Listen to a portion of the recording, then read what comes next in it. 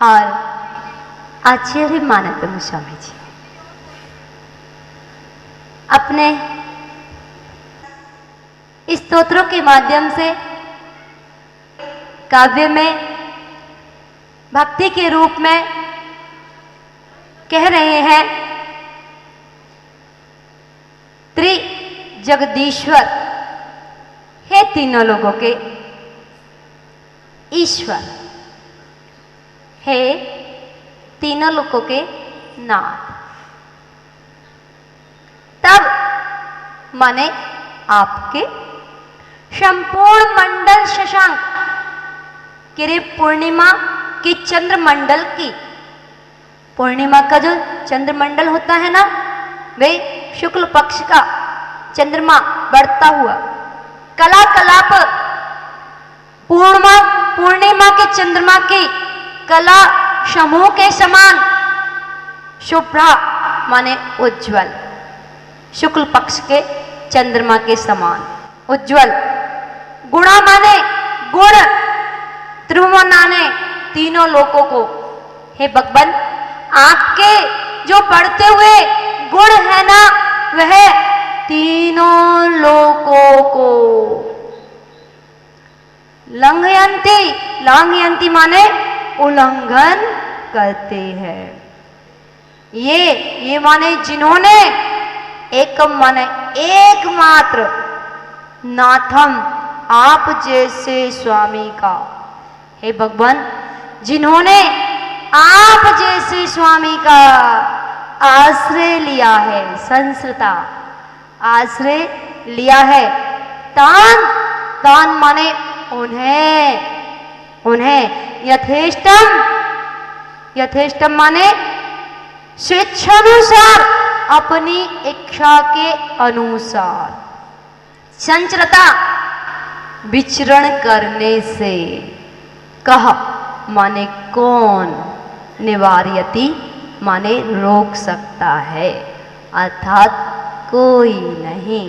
कह रहे हैं आचार्य मानतम स्वामी जी, हे भगवान, आपके जो उज्जवल गुण है, कैसे वो शुक्ल पक्ष के चंद्रमा की तरह जैसे दिनों दिन वो बढ़ता है, ऐसे उज्जवल गुण आपके, जो तीनों लोकों का उल्लंघन, तीनों लोकों का उल्लंघन कर रहे हो, ऐसे गुण आपके एकमात्र आप जैसे स्वामी का, जिसके अंदर ऐसे गुण होंगे, ऐसे स्वामी का जो आश्रय लेगा, तीन लोक के नाथ, जो ऐसे स्वामी का आश्रय लेगा, क्या उस भक्त को अपनी स्वेच्छा के अनुसार विचरण करने से कोई रोक सकता है क्या? कह रहे नहीं। जैसे नरेंद्र मोदी को ले लो, नरेंद्र मोदी का पीएम, वो पीएम तो वो खुद ही है, उनका पीए अगर आपके यहां आ जाए और वो कहे कि भाई गेट खोलो, पीएम का आदेश है, तो आप गेट खोलोगे या नहीं? खोलोगे या नहीं? खोलोगे या नहीं? क्यों खोलोगे? क्योंकि वो पीएम का व्यक्ति है, उसकी चलती है, आज वर्तमान में उसके पास डिग्री है, इसलिए आप गेट खोलने से मना नहीं कर सकते। तो यहाँ कहा आचार्य मानतम अपने भक्ति के माध्यम से कह रहे हैं, जब एक सामान्य प्राणी के लिए, जब आप एक सामान्य प्राणी के लिए मना नहीं कर सकते, तो आप तो तीन लोग के नाथ हो। आपके भक्त का कोई भी बाल विवाह का नहीं कर सकता प्रभु। जो आपकी सच्ची भक्ति करेगा, जो मन से भक्ति करेगा, जो आपको हृदय में बिठा लेगा, किसी कर्म की, किसी रोग की, किसी की ताकत नहीं है कि वो आपके भक्त का बाल भी बांका कर दे। कहते हैं ना, जब तक पुण्य का जोड़ है तो खोटा सिक्का भी चलता है। जब पुण्य का जोर होता है तो खोटा सिक्का भी चल जाता है, और जब पाप का उदय होता है तो वह स्वर्ण मुद्रा भी राख हो जाती है। तो आपके पुण्य के प्रभाव से ही भगवान, आपका पुण्य तो अलग ही है, निराला ही है, संसार में कोई दूसरा नहीं है ऐसा पुण्य लेने वाला, अद्भुत। और जो आपका भक्त, आपका शिष्य, जैसे आपके शिष्य कौन है? आचार्य मानतुंग स्वामी। आपके शिष्य कौन है? आचार्य कुंद स्वामी। आपके शिष्य कौन है? आचार्य विद्यासागर गुरुदेव, आचार्य ज्ञान सागर गुरुदेव। ये आपके भक्त हैं, ये इनको कोई रोक सकता है क्या? क्या अपनी मनमानी करने से कोई रोक सकता है क्या? नहीं रोक सकता। तो हमको भी भक्ति करनी होगी, तो कैसी करनी होगी? आचार्य मानतुंग स्वामी जैसी भक्ति करनी होगी। और हे भगवान, जब हम आपके जैसी भक्ति करेंगे तो जब उसने 48 ताले लगा दिए पहरेदार ने, उसके ताले भी टूट गए। अब कौन बाल बांका कर सकता है? नहीं। इसलिए हमें सच्ची भक्ति करना चाहिए, प्रभु की मन से भक्ति करना चाहिए। आप 1 घंटा नहीं, 1 मिनट भक्ति करो, पर तन में होकर करो, आनंद की अनुभूति लेकर के करो, तो लबालब आनंद ही आनंद झरा झरा। आचार्य मानतुंग स्वामी जी श्री भक्तंबर जी स्तोत्र के माध्यम से, भक्ति के माध्यम से वक्तुं गुणान् गुण समुद्र शशांक कांतान् कस्ते क्षमः सुर गुरु प्रतिमोपि बुद्ध्या कल्पान्ते काल पवनोद्धत नक्रचक्रम् को वा तरीतुमलमम्बुनिधिं भुजाभ्याम्। आचार्य मानतुंग स्वामी जी चौथे काव्य के माध्यम से आदिनाथ भगवान की भक्ति में भाव विभोर होकर के कह रहे हैं, हे भगवान गुण समुद्र, हे भगवान आप गुणों के समुद्र हैं। ते माने आपके, शशांक चंद्रमा की कांति के समान, कांतान माने उज्ज्वल, गुणान माने गुणों को, आपके चंद्रमा के समान उज्ज्वल गुणों को वक्तुम कहने के लिए, बुद्धिया बुद्धि से, सूर्यगुरु प्रतिमा बृहस्पति के समान, अपि माने भी, कहा माने कौन पुरुष, क्षमा माने समर्थ, वा माने जैसे को, कल्पांत काल प्रलय काल की प्रचंड, पवनोद्धत वायु से कुपित, नक्र चक्रम मगरमच्छों से परिपूर्ण, वह समुद्र, अम्बुनिधिम समुद्र को, भुजाभ्यम भुजाओं से, अपनी दोनों भुजाओं से, तरी तुम तैरने के लिए, पार करने के लिए, कहा माने कौन पुरुष, स अलम माने समर्थ, अस्ति माने है,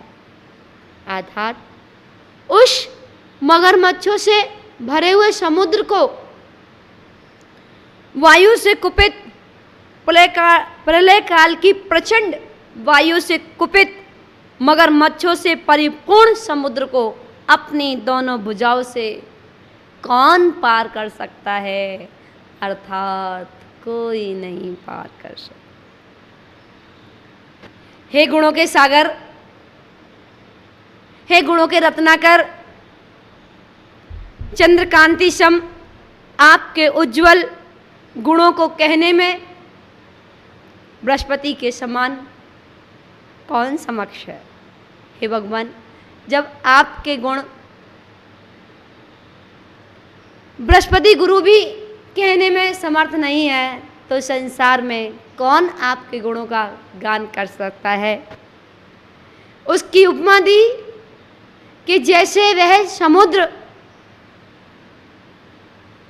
प्रलय काल की प्रचंड वायु से कुपित मगरमच्छों से भरा हुआ, मगरमच्छों से परिपूर्ण, जिनके मुख खुले हुए हों, ऐसे मगरमच्छों से वह समुद्र भरा हुआ, उस समुद्र में कौन मनुष्य ऐसा है जो अपनी दोनों भुजाओं से उस समुद्र को पार कर सकता है?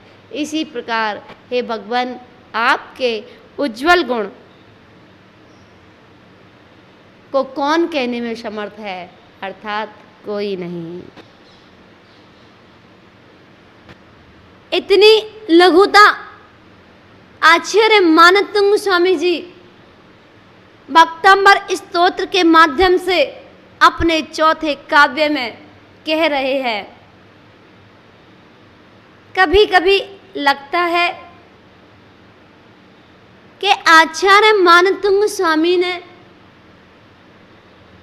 अगर भक्ति की है तो आचार्य मानतुंग स्वामी जी ने की है। हम तो उनकी कॉपी भी नहीं कर पाते। उन्होंने जो आदिनाथ भगवान की भक्ति की, वो तन्मय होकर के की। उन्होंने स्तोत्रों के माध्यम से आनंद की भूति जो प्राप्त की, वो आचार्य मानतुंग स्वामी जी ने भक्ति के माध्यम से की। एक एक स्तोत्र में अपार शक्ति, आपने देखा होगा, सुना होगा, एक एक काव्य पर पीएचडी चल रही है। और ये भक्तंबर स्तोत्र एक ऐसा स्तोत्र जिसके प्रति मनुष्यों का अगाध श्रद्धान, बच्चे से लेकर वृद्ध तक इसके प्रति श्रद्धा, आस्था, विश्वास, अटूट विश्वास। आपके जीवन में कितने भी संकट आए, कितने भी उपसर्ग आए, कितनी भी परेशानियां आए, शारीरिक, मानसिक, पारिवारिक, किसी भी प्रकार की कोई समस्या आए, आप एक बार आदिनाथ भगवान की भक्ति में आचार्य मानतुंग स्वामी जी के द्वारा रचित उस भक्तंबर जी स्तोत्रों के माध्यम से डूबने का प्रयास करना।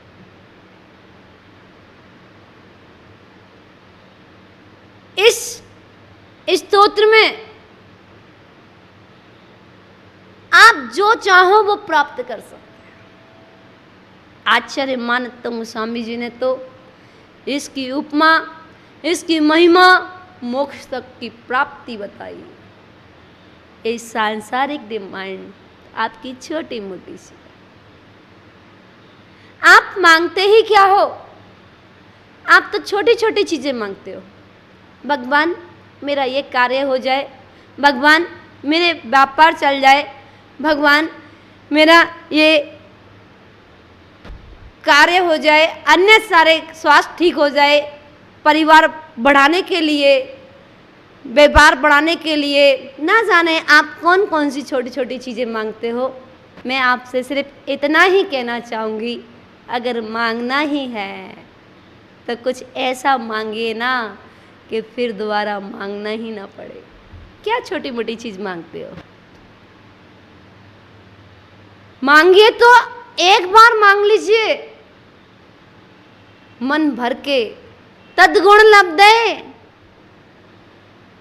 हे भगवान, आपके गुणों की प्राप्ति हो जाए, तद्गुण लब्धे। ऐसी चीज मांगिए कि आपको कुछ मांगने की जरूरत ही ना पड़े। आपने इतना सा कह दिया, तद्गुण लब्धे, आपने तीनों लोक मांग लिए। जब आपने तीनों लोक मांग लिए, अब आपके पास क्या बचा मांगने के लिए? और एक बार अपनी भावना बनाना, जैसे वो बालक अपने माता पिता से जिद करता है कि पिताजी मुझे ये वस्तु चाहिए, और जब तक वो वस्तु उसको प्राप्त नहीं हो जाती है तब तक वो पिताजी से जिद करना नहीं छोड़ता है। इसी प्रकार हमें भी जब तक हमारी वस्तु आत्म तत्व अपने स्वरूप की प्राप्ति ना हो जाए तब तक हमें भी जिद करना नहीं छोड़ना चाहिए।